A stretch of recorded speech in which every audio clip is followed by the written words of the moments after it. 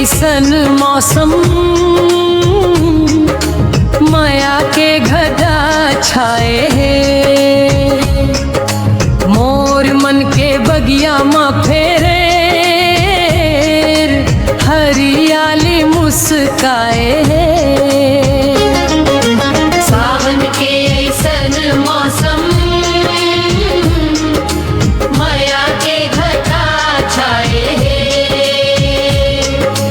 मोर मन के बगिया में फेरे हरियाली मुस्काए है।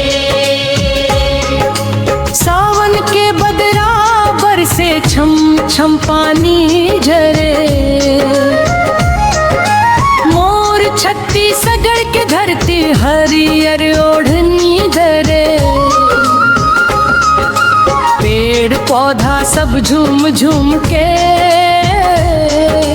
सावन के गीत गावत है। मोर मन के सन्ना गम नवा बहार लावत है।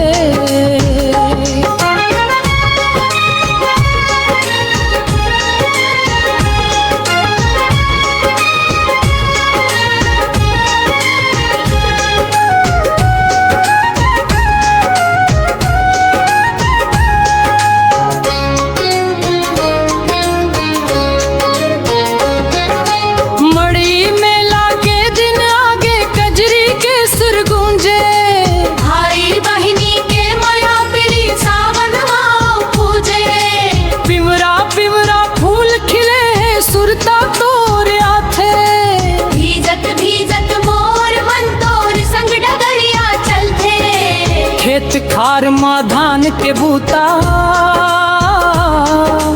किसान के पसीना चमके।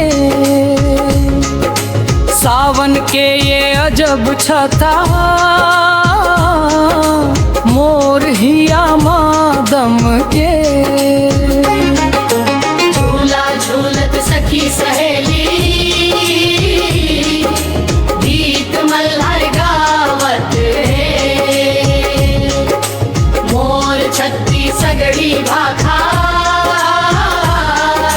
सबले मीठा लगते।